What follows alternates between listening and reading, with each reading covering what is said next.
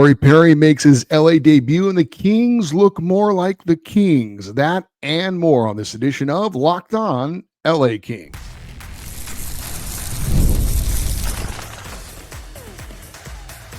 You are Locked On Kings, your daily podcast on the Los Angeles Kings. Part of the Locked On Podcast Network, your team every day.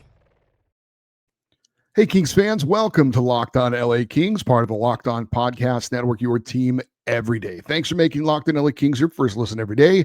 We are free and available wherever you get your podcasts and on YouTube. Today's episode is brought to you by FanDuel.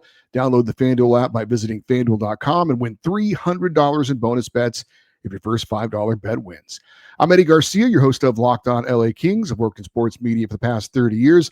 Also one of the co-hosts of Locked On NHL Game Night, a nightly podcast and YouTube show that recaps the night in the NHL, and a passionate LA Kings fan for over 30 years. The LA Kings played Game 7 of the NHL season as they started a big 5-game road trip in St. Louis against the Blues. And the Kings got back to Kings hockey in a 2-1 overtime grinded out victory. Friend of the show, Russell Morgan, posted on X something about this game being boring. I do get what he's saying, but for better or worse, the Kings got back to their identity. And maybe that's boring, but I'll take that over what we've been seeing so far this season. My big takeaway from this game is that it may not be exciting hockey, but the Kings have shown that it is typically winning hockey. Strong defense, shot suppression, solid goaltending, and enough offense to at least get the job done for 2 points. Now, was this the Kings' best game of the year?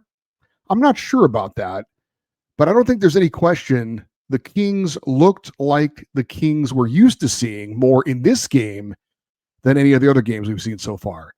There was one defensive breakdown we'll get into later that could have turned the feeling of this game completely around, but overall, the Kings didn't have many blown assignments. They didn't have many bad decisions. They didn't have many major mistakes. St. Louis had no shots on goal for the first 6 minutes of the game, so good start for LA. The Kings only allowed the Blues 5 shots on goal in the first period, and that included St. Louis having a power play. The second period was even better. 3 shots on goal by St. Louis, and there was a period of time where it was 15 minutes, 51 seconds, where the Blues had no shots on goal at all. And typically the second period has been the worst period of the Kings so far this season for whatever reason.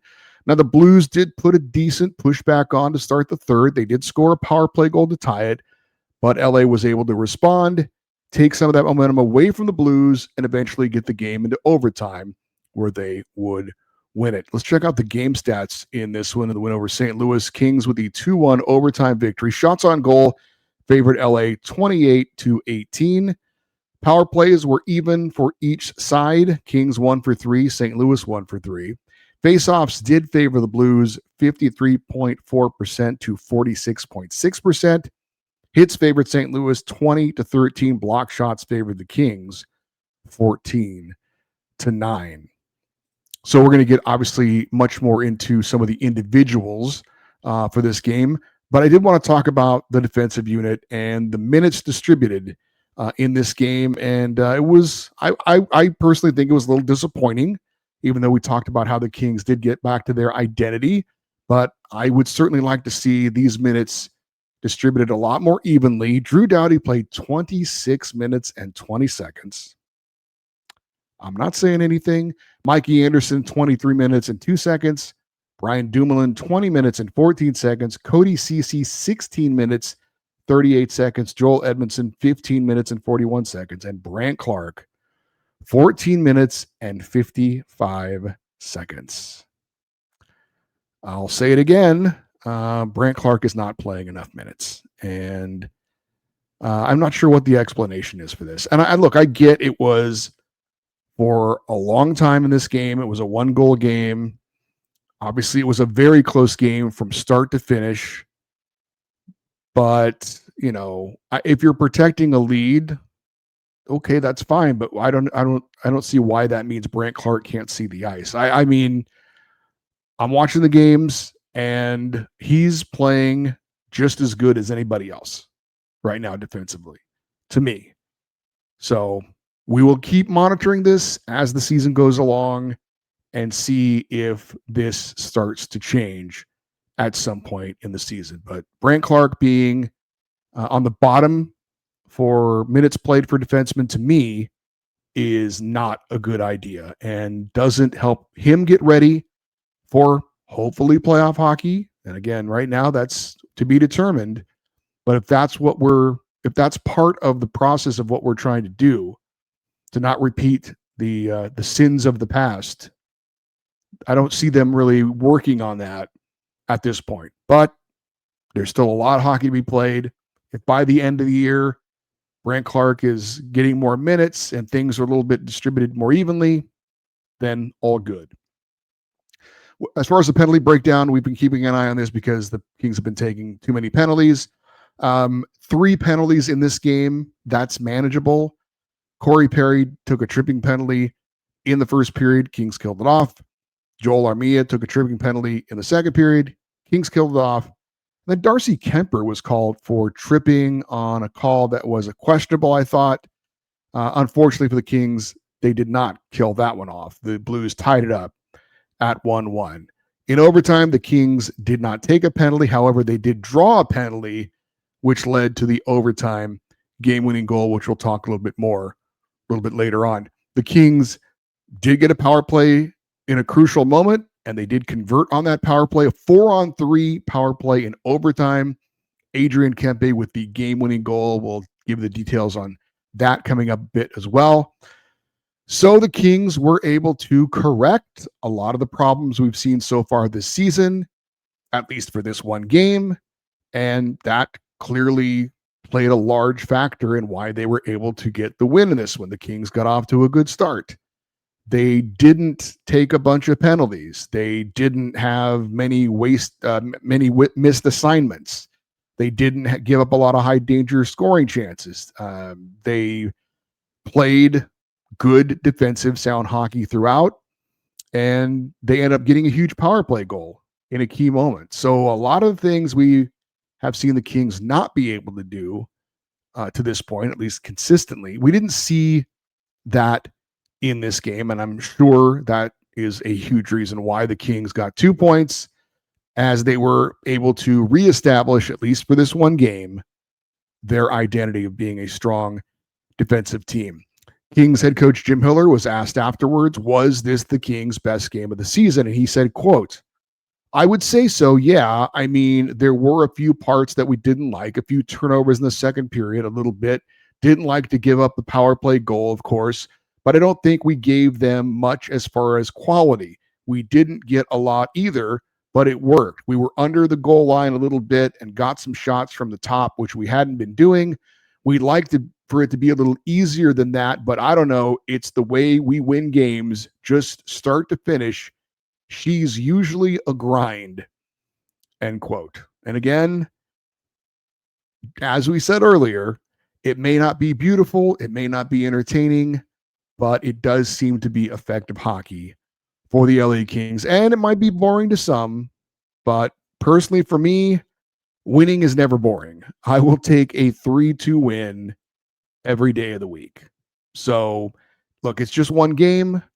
It is, though, a performance I think the Kings really needed, and I thought it was important for them to start off this road trip with a victory, and not just a victory. I mean, look, if they would have won 6-5, I still would have been okay with it. Points are points, but this is Kings hockey. This is more of their identity. This, if they're going to be successful, is how they are going to likely have to win.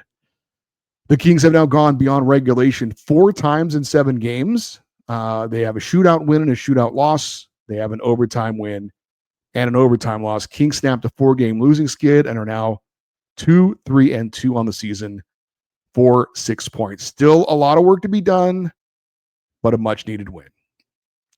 Corey Perry makes his LA debut. How did he look? And Darcy Kuemper returns to the net, maybe a little bit sooner than expected. We'll talk about all that next here on Locked On LA Kings, your team every day.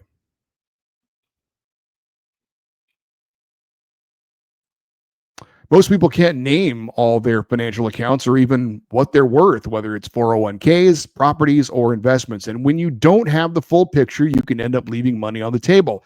That's why there's Monarch. It's an all-in-one personal finance tool that brings your entire financial life together in one clean, easy-to-use interface on your laptop or phone. Monarch is built for people with busy lives. If you've been putting off organizing your finances, Monarch is for you. You can link all your accounts in minutes, see clear data visuals and smart categorization of your spending, and finally feel in control of your money, even without touching a spreadsheet. You can maximize investments, increase your savings rate, easily review finances with your partner or financial advisor while keeping a clear view of your financial health week to week and long term. Don't let financial opportunities slip through the cracks. Use the code LOCKEDONNHL at monarch.com in your browser for half off your first year. That's 50% off your first year at monarch.com with the code LOCKEDONNHL. And let's get real. Making excuses doesn't solve anything. We've all heard them before. It's just stress. I'm tired, or it happens to everyone sometimes. But when it comes to performance, sometimes your body just needs a little extra support. And that's where Rugiet comes in. Rugiet.com offers fast-acting doctor-prescribed treatments for ED designed to help you stop making excuses, start making moves. Rugiet makes it easy to get started. You just connect with a board-certified doctor, 100% online, no awkward meetings or in-person appointments. It prescribes your treatment, ships discreetly straight to your door. The process is fast, simple, and private, and it's all handled by real doctors. It's about confidence, connection, and getting back to moments that matter. Visit Rugiet.com. That's RUGIET.com/LockedOnNHL, and you'll get 15% off your first order. That's Rugiet.com, RUGIET.com/LockedOnNHL. And don't forget to use the code LockedOnNHL so they will know that we sent you. Rugiet, stop making excuses and start making moves. Let's get into some of the individual performances in the Kings 2-1 overtime win over the St. Louis Blues. Let's quickly show you the Kings lineup in this one. We had Alex Laferriere back centering the top line. Now, towards the end of the game against Carolina, we saw Quentin Byfield with Adrian Kempe and Andrei Kuzmenko, and we wondered if maybe we would see that for this game. Not the case. The Kings went back to pretty much the same lineup they had for the previous game, with Laferriere centering Kempe and Kuzmenko. You had Byfield centering Fiala and Armia, Deneau centering Fogle and Moore. Alex Turcotte was back at center on the fourth line, with Corey Perry making his LA Kings debut, and Jeff Malott was there as well. So I was incorrect with what I assumed was going to happen. I thought Perry would be in there along with Turcotte and Hellenius, but nope, they decided to put in Turcotte, keep Malott in, and add Corey Perry. The defensive pairings were exactly the same as they have been from the previous game. Doughty and Dumoulin, Clark and Edmondson, CC and Anderson. Darcy Kuemper was in net. Good to have him back. And Anton Forsberg served as the backup. Let's start with Darcy Kuemper. I was not expecting him to play in this one. We had heard word earlier in the day that he was going to dress, but the feeling was he'd probably be the backup. So great to get him back in net after missing 2 games with a lower body injury. I thought he looked very good. Now, granted, he didn't get a lot of work over the first 2 periods. He only faced 8 total shots, but earned his money, especially early in the third period. Had several big saves with St. Louis coming out of the intermission and putting on a pretty big push. Yes, he did allow 1 power play goal, a pass from the goal line into the high slot, and a Blues defenseman let a wrist shot go. Drew Doughty was trying to block the shot. He kind of ended up, I think, partially screening Kuemper. You could call that stoppable, but also that's not a soft goal. That was the only goal he allowed. So Kuemper didn't need to be great the entire game, but I thought he was very good in some key moments in the third period and in overtime, where he did have a bit of a toe save on a break-in in overtime that we're going to talk about in a minute. But Darcy Kuemper gets his first win of the season, finished with 17 saves on 18 shots. I thought he looked really good coming back from that brief injury. Corey Perry making his season debut, making his LA Kings debut, and some wondered if maybe he could provide a spark for the Kings. I wouldn't say that he did that, but I do, watching him play, he brings a certain level of confidence, I would say, to the ice. A guy who's just been there and done that for a long time. He did get in front of the net, like we will likely see him a lot this year. Didn't really get into anything physically in front of the net. He did have a decent deflection attempt early on, and he had a shot right on goal off the face-off in the first period. That was a decent scoring shot. He played on the Kings' number one power play unit with Anze Kopitar out of the lineup, got in front of the goalie, but again, there wasn't a lot of action for him to try and get a deflection or anything like that. He did take one penalty with a tripping call, but all in all, I thought Corey Perry was okay. Once Anze Kopitar comes back, I would expect to see Corey Perry playing on that second power play unit. Alex Laferriere, I have said I am not a fan of him playing center, especially not on the top line. That said, I thought he played a pretty solid game in this one. It didn't seem like he was concerned about trying to do what Adrian Kempe and Andrei Kuzmenko, his line mates, are doing, because he doesn't have that kind of game necessarily. But I thought he kept his game very basic and efficient. Got on the forecheck. He was making things happen. Multiple times he forced the Blues to rush a decision or make an off-target pass, and it resulted in an icing. There were some board battles to gain possession and get the puck to the Kings defenseman at the point for some shots.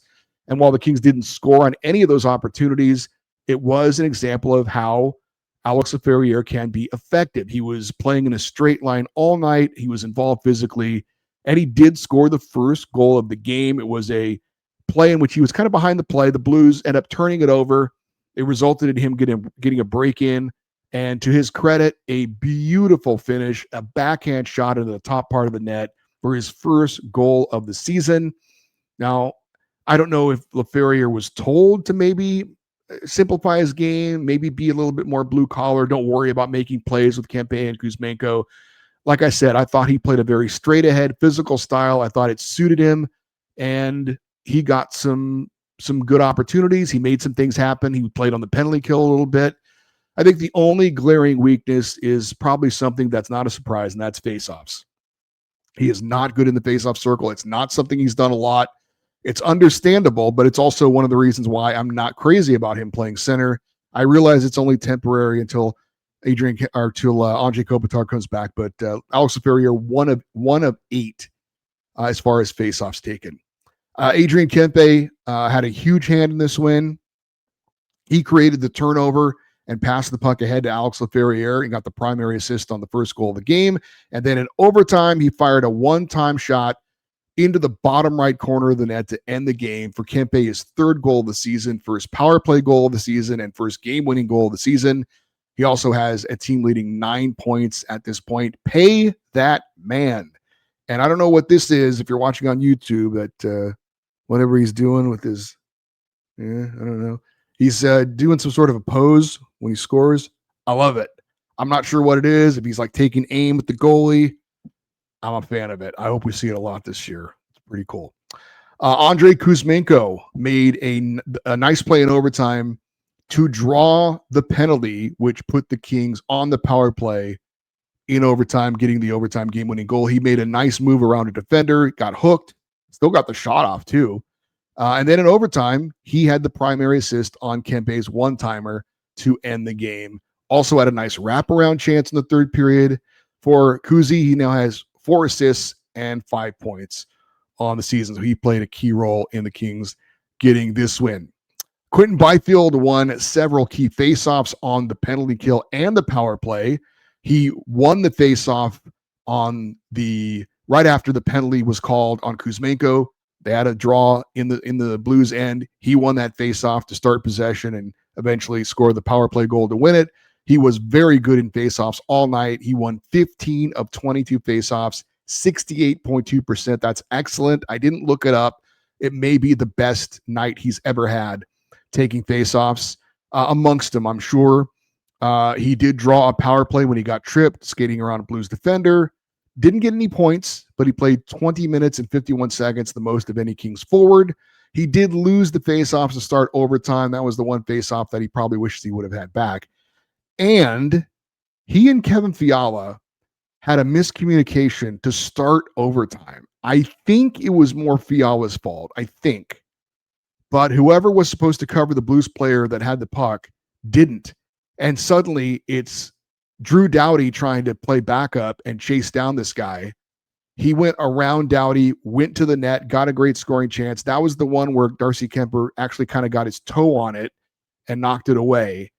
So thankfully that didn't end up costing the Kings. Can you imagine how we would feel and what we'd be talking about now if the Kings had played Kings hockey for 3 periods and then right to start overtime, they let a guy go down and score and they lose the extra point? That would have been horrible. Drew Doughty gave I think it was it Pavel Buchnevich? I think he gave him a good whack as he went to the net. The referee didn't call it. He could have. I think the reason he didn't get the penalty called on him was that it was more kind of he kind of whacked him in the hip area. If he would have got him in the hands, then the referee has to call that. But he didn't. He kind of got him on the hip, and the referee let it go. And fortunately, the player did not score.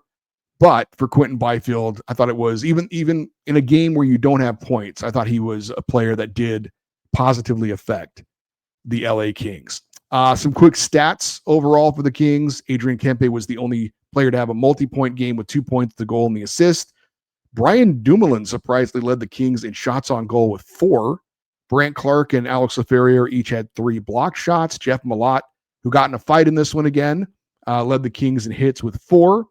Kevin Fiala had 5 giveaways in this game, and no King was a minus player in this game.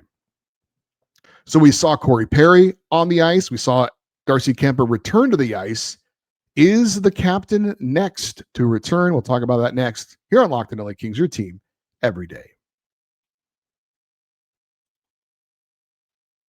The NFL season is here, and FanDuel is making sure that you're ready for kickoff with a can't-miss offer right now. New customers can bet just $5, and if your bet wins, you get $300 in bonus bets to bet across the app. I love using FanDuel because it fits however you like to bet. Player props, building a same-game parlay, or even jumping in live as the action unfolds. It makes every game more exciting, whether you're watching your team or just keeping an eye on your fantasy lineup. It's quick, easy, and the best way to add a little more energy to your Sunday or your Monday or your Thursday. So are you ready to play? Download the FanDuel app now by visiting FanDuel.com to get started. That's FanDuel.com to place your first $5 bet.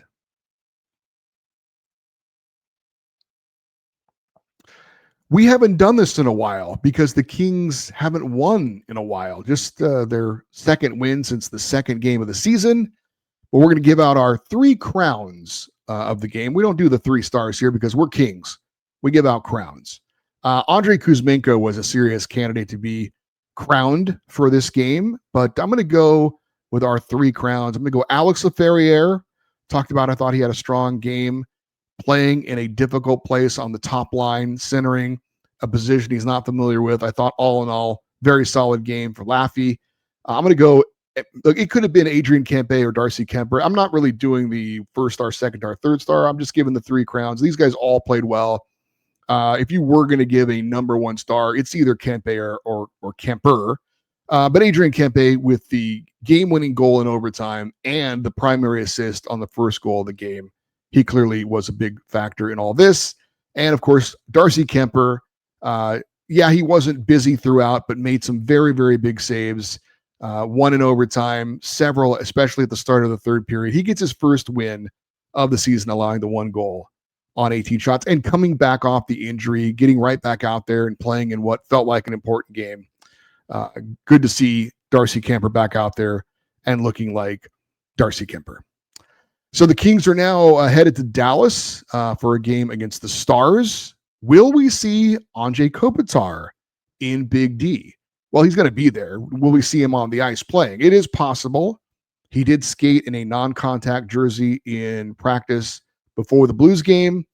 Now, he was placed on injured reserve, but that was to make room for Corey Perry on the 23-man roster. Now, being placed on IR means that you're unable to play due to injury or illness for a minimum of 7 days. However, it can be retroactive to when you were hurt, and that was last Tuesday for Kopi. So he could play, I believe, in the game against Dallas. And if he does come off injured reserve and he does play in the game against the Stars, that means the Kings have to make a roster move because they're at 23 players now. You can't have more than that. So the Kings are currently carrying 3 goalies. Phoenix Copley is clearly the odd man out. They will, once Kopitar gets activated off IR, they will send Phoenix Copley to the Ontario Reign. And as I understand it, Copley does not have to go back through waivers because he was reacquired by the Kings in a trade. So when Andre Kopitar comes back, I believe the Kings will be able to send Phoenix Copley back to the Ontario Reign. If you missed the Blues game, they had a really nice tribute to new Kings TV play-by-play man John Kelly, who was surprisingly let go over the summer after 21 years calling games for the Blues, including their Stanley Cup winning run a few years back. After Adrian Kempe scored the game winner, Kelly emphatically yelled out, "Goodbye, good night, game over." Now, I don't know if that is his signature call for overtime game winners. We've never heard him call an overtime game winner with the Kings, so maybe that's what it's going to be. Or was there a little something extra behind that? Clearly, it had to sting for him to be surprisingly let go by the team that he's been such a great broadcaster for many, many years, in what I assume was more of a cost-cutting move. So we'll have to wait and see if goodbye, good night, game over was a little something specifically for the Blues, or if that's his signature overtime game-winning goal call. We'll have to wait and see about that. I'm not sure. So again, up next, the Kings will be in Dallas. They're going to take on a very good Stars team. However, the Stars are scuffling a bit right now. They started out of the gate winning 3 in a row, and they have now lost 3 in a row. And one of those losses was recently to the St. Louis Blues, the team that the Kings just beat. But once again, much needed 2 points. Kings looking more like the Kings. It's something to build on, but it's not something to take a step back from. The Kings need to keep moving forward, need to keep playing this kind of hockey, and keep getting the 2 points. But at least for this game, everybody in Kingsland, everybody in the kingdom is happy with the result. All right, for you everydayers, those of you that listen and watch Locked On LA Kings every day, coming up on our next show, Connor Doyle from the Hockey News, who covers the LA Kings, is going to join us. We'll talk about what we've seen from the Kings so far this season, including the overtime win over the Blues. At the end of the week, we have our weekly fan feedback show. If you want to get in on that, the email address is lockedoneddie@gmail.com, EDDIE. And you're always welcome to post your thoughts. If you're watching the show on YouTube in the comments section, we'd love you to stay connected with the show on social media, X, Twitter, Instagram, TikTok. We're at Locked On LA Kings. I'm Eddie Garcia. Thank you as always for listening and watching this episode of Locked On LA Kings, part of the Locked On Podcast Network, your team every day. Have a great rest of your day. We'll talk to you next time. And as always, go Kings, go.